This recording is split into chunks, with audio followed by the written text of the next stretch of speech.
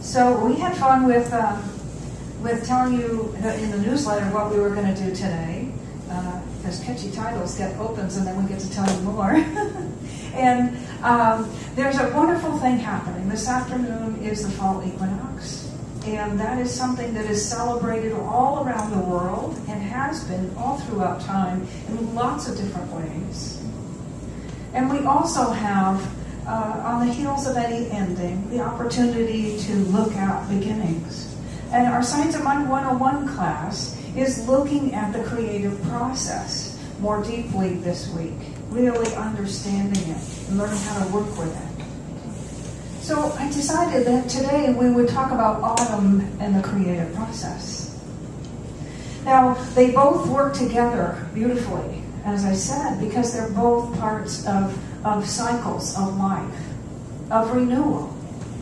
And each one of them has their place in the grander scheme of things. Whether it's an ending that's producing fertilizer for something new, or whether it's an ending that is producing a source of great gratitude and inspiration. Or whether it's a time to just slow down a little bit and look back and celebrate what we've grown, celebrate our harvests. And then rest a while before we choose what we're going to plant next, how we're going to move forward. So autumn is part of a greater cycle, and that is the creative process of all life. And while it is obviously happening on a global level, it's also happening internally all the time. There are many who dedicate themselves to the study and the observation of the connection between those two, between our lives and that of the cycles of the sun and the moon and the earth. I found in previous times that I always seem to get some encouragement to slow down. And one time in the fall when I gave a talk similar to this, it had been a speeding ticket. I don't bother to invite those any longer. I just take my time.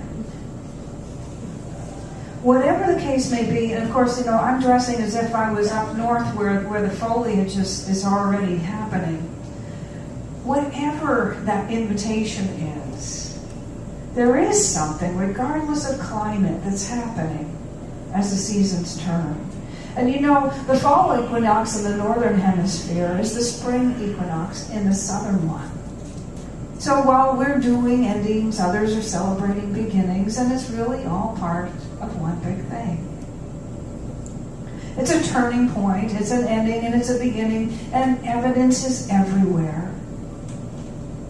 And throughout the years and all time, celebrations have included those that are very much connected to the shift in our relationship to sunlight and warmth, to crops, to being able to be outside, long days, whether they're for planting or for playing, and this time where we get to go within a little bit and take a closer look at some things.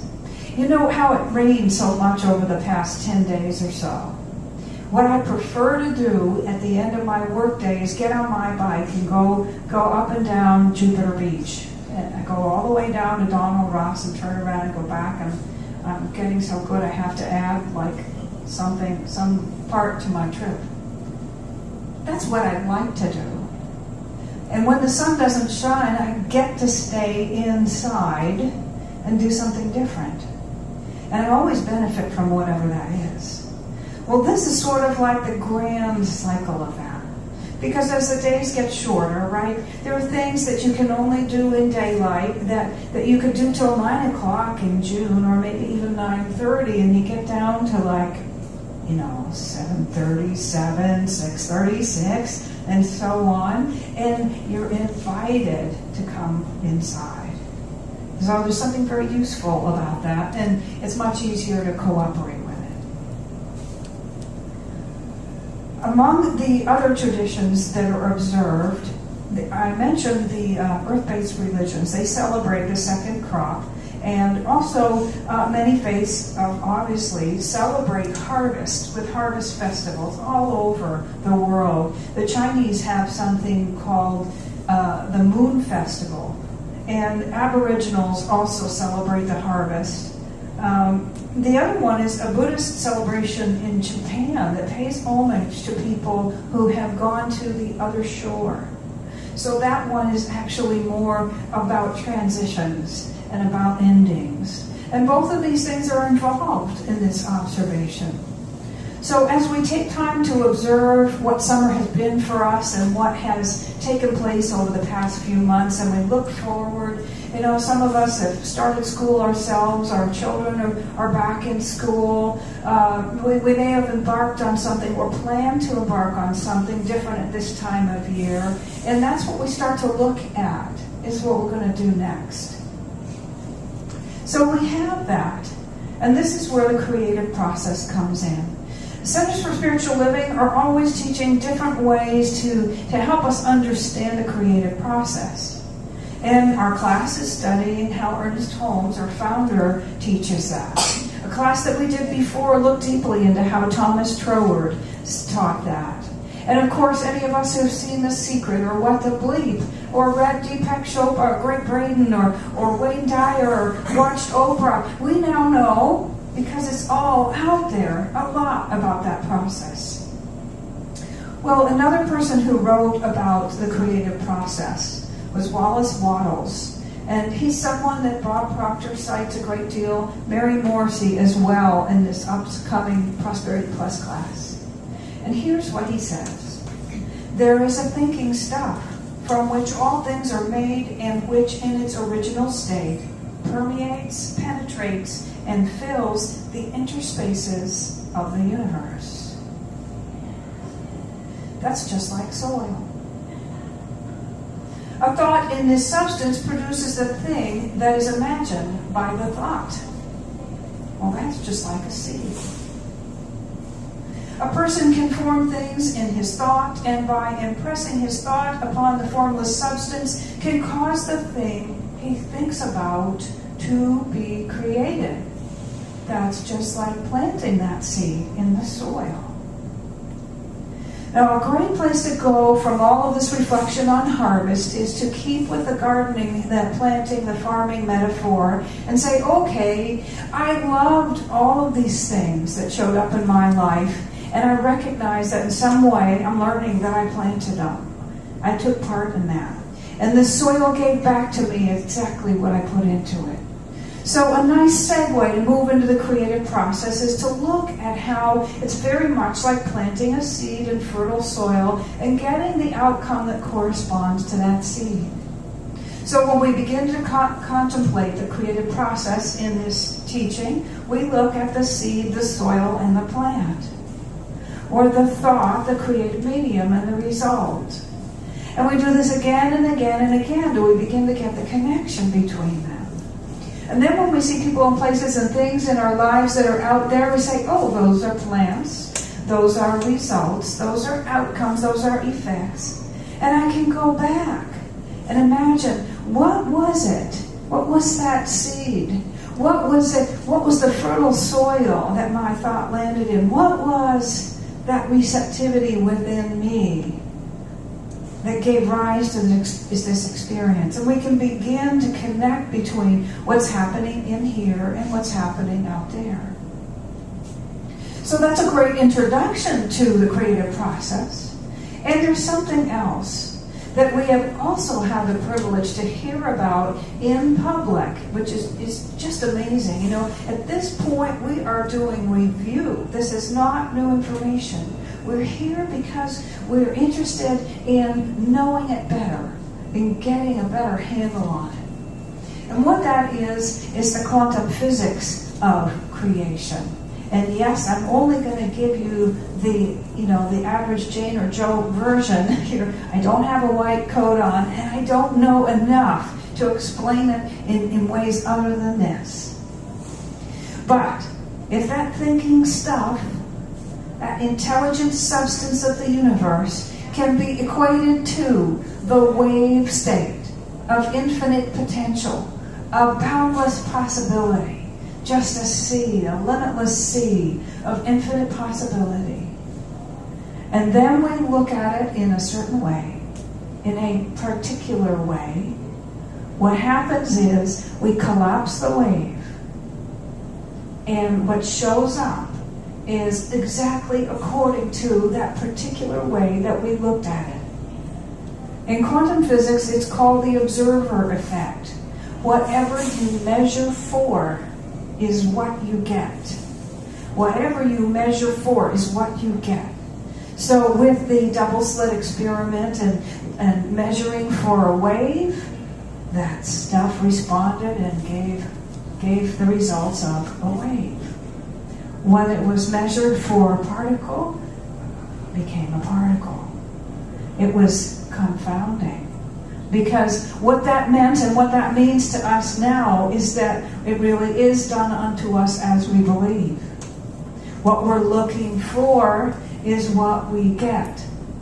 Okay, so we look back on our harvest and say, okay, I had all of these things happen this summer, this, that, and the other, these things that have taken place in my life lately, and I'm grateful for most of them, and I can even see where they came from in my thought, but I have this other little pile over here. I don't think I asked for that. I don't remember looking for that. Well, the thing is that we look in another way. We look in another way that we may not realize that we're doing. One of them is very common, and that's just to be prepared. Maybe you were taught to be practical, be prepared. You never know what's going to come down the pike. You just have to learn how to expect the unexpected. And the way that we ended up preparing actually was like an invitation. Of course we have to be prudent. We live in Florida, for example. We prepare for hurricane season without dreading it. We prepare for hurricane season without saying, well, gee, now, I go to the Center for Spiritual Living and now I'm putting aside, emergency food and, whatever, and an evacuation plan. I'm going to make it happen. It's not like that. Prudence is just... I'm thinking of that phrase, trust Allah and tie your camel. Trust God and tie your camel. So prudence is, yes, absolutely being present and aware in your environment, and you don't need to be overcome with dread, as if the very act of getting ready is going to make something happen. What we do, though, is if we cross that line, we can begin to worry. We can begin to obsess. Sometimes we have to let go of an old experience that happened before in order to be able to come into any situation cleanly. Because if we haven't fully healed that, we might be carrying that fear of something happening again, and it influences what we're thinking about and feeling and focusing on today. And what we're thinking about and feeling and focusing on today is what we're asking for. It's what we're measuring for. It's what we're looking for. So we just want to take a good look, not at exactly what always, but how. Absolutely, be prudent and prepare. And yet don't do it with fear and worry. Don't do it with doubt.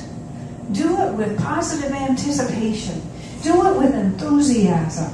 Do it with surety. So there's a possibility that there's some things that came along in our lives that are a little harder to give thanks for. We didn't realize that there was any connection between them and what we've been thinking about and focusing on and measuring for, if you will. And we were unknowingly collapsing the wave of infinite possibilities and allowing it to show up as our experience in a particular way that wasn't so great. Well, the neat thing about this is that it is impersonal. The law is impersonal. So that means, okay, well, that was fun. Thank goodness we've been given the gift of humor, right? Okay, all right. Well, I have this unique opportunity. Actually, it's not unique.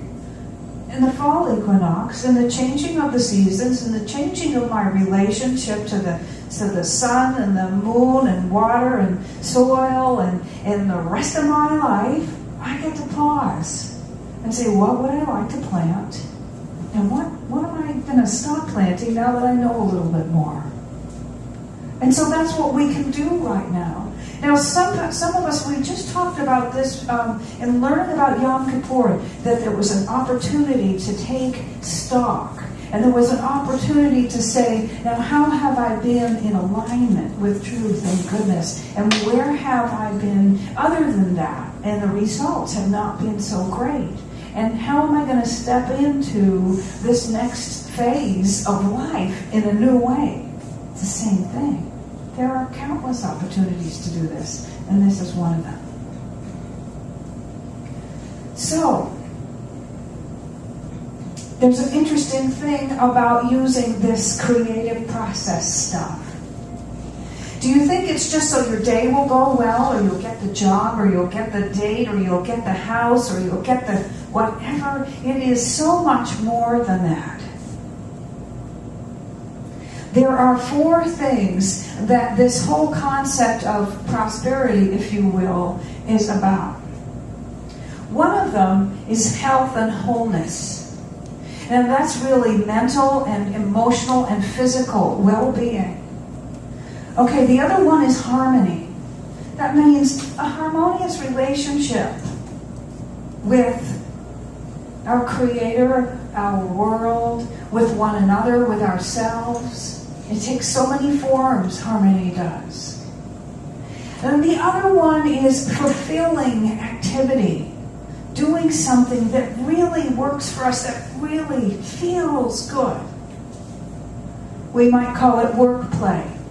It is something that is our calling, and it may be an avenue of income even for us. But first and foremost is an avenue of great fulfillment. It is how we give our gift in the world. It is how we show up. And there's one more thing. First we have health and well-being. And then we have harmonious relationships. And then we have work that is so much fun it feels like play as it gains with day. And the last one is yes. It's our finances. That we experience a level of abundance that allows us to focus on different things. Now think about that. Focus on different things. Can you imagine what we would focus on and measure for and therefore call forth and create and experience if we were well? If we were experiencing absolute and total wholeness and well-being, mentally, emotionally, and physically all the time. Okay? And what would we think about and focus on and call forth and create if we were in harmony all the time? What would we do if our lives were just so filled with meaningful activity that we were just bursting with joy and enthusiasm? And what would we do if we had no financial concerns? We asked some of these questions in our class on Wednesday night, and the answers were phenomenal. Every one of us knew what we would do if. And we were all sitting there together, supporting one another to get closer to that place where we were living it instead of talking about it. And we began by creating a sacred place where we could share those ideas with one another and support one another without criticism, without judgment. Just say, yeah, that's beautiful and that's possible. Here's another set of reasons why we might want to use this and not think of it as selfish and not think of it as something we shouldn't do. Here's why. Just imagine, all you have to do is turn on the news. What is the cost of ill health globally or personally? What is the cost of ill health emotionally, mentally, physically, in your own family or around the world? Would it not be wonderful to impact that bottom line with greater health and well-being? What is the cost of disharmony in your own life and all around the world? And if you were to achieve more of that, would it not shift the collective? What is the cost of so many people going to punch the clock and show up and do something they can't stand every week? Well, guess what? Of course, it impacts the others, by the way. Each one of these impacts the others. And the last one is, what is the cost of so many people being in poverty and in lack? So all of these ideas that it's selfish to sit in a place like this, or take a class, or go to a workshop, or read a book, or turn over a new leaf and try something new in order to be whole, in order to be happy, in order to be fulfilled, in order to prosper. It's not selfish. You could even say that it is the greatest gift you can give anyone else in your own life or in the world is your well-being. I believe that that's true. There's a Hopi saying that we are the ones that we've been waiting for. And I have a feeling that we know that more now than we ever did. Because we're not here for the first time learning about the creative power of our thought. When we're not here just indulging in something that makes us feel a little better for about a week, maybe a little bit more enthusiastic and a little less glum and a little less guilty and a little bit more like we've done something good. No, this is empowering stuff that has the opportunity to shift how we see ourselves and one another and the world, and to be different in it and to be part of it being all that it can be. Another part of our mission here in Centers for Spiritual Living is to co-create a world that works for everyone. I watched this wonderful documentary last week, Jacques Fresco. Anybody heard of Jacques Fresco? Well, I'm not sure if he's still with us. It was done in 2006 in Florida, and he created something called the Venus Project. And since he was a young man in the 1920s, he has been inventing all kinds of different ways that we can live together in harmony and ease and well-being and prosperity. And they are just a fantastic vision. I highly recommend. The documentary is called Future by Design. Future by Design. And he says, I'm not a utopian. I'm not just an ungrounded idealist. I see these things and I know that they are possible. He is a social engineer. He creates these designs, all of these things and these models, and he demonstrates visually how it is possible for us to live in a new way. So maybe, just maybe, because we've had the privilege of watching all of these videos and seeing this incredible stuff on television and in books that used to be only in mystery schools, maybe, just maybe, in addition to our own healing, we're doing all of this because we are a part of ushering in this new way of being right now. Because we are the ones that we've been waiting for. So what I'd like to close with is simply to invite you to close your eyes and take a moment. And what we're going to do is we're just going to plant some seeds. We're just going to envision some possibilities. And we're going to allow them to be given back to us by the fertile soil, by the stuff of the universe as our experience.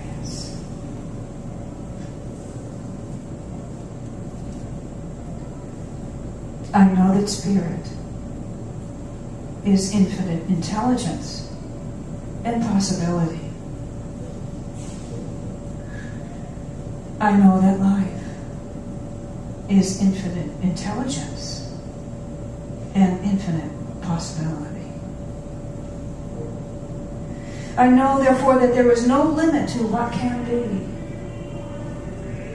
And I recognize, because Spirit made us out of itself. In its image and its likeness, there is no limit to what we can be, or do, or have, or experience. And so I know that because this is true, that every idea we have to create something, every wonderful thing that we imagine, every possibility we resonate with is possible. I recognize that each time we measure for something, we get it. Every time we focus on something, we get it. Every prayer is fulfilled, every question is answered, every desire is met. Because this is so, I know that each and every one of the dreams that we have right here, and the dreams of the person sitting next to us, are not fanciful, but they are visions of a future we are called to co-create. And so we say yes to them, recognizing that they say yes to us. We say yes to them, and we know that we are surrounded by people who get it, who understand. Members of communities just like this, who say thank you for sharing your dream. I believe in it, and I believe in you. And so I know as we go out from this place that these dreams are reignited. That the seed thoughts that we plant in the creative medium, that the ideas that we direct towards the infinite substance show up as real life in real time. And so I give thanks because I know we're right where we're supposed to be, and I know that these dreams and these ideas which come to us are coming in their perfect time to be part of a great awakening. And they're coming to us because we have our perfect part to play. And so in this gratitude, I simply release my word. I know that it is already done. And together, as we open our eyes, we say, and so it is.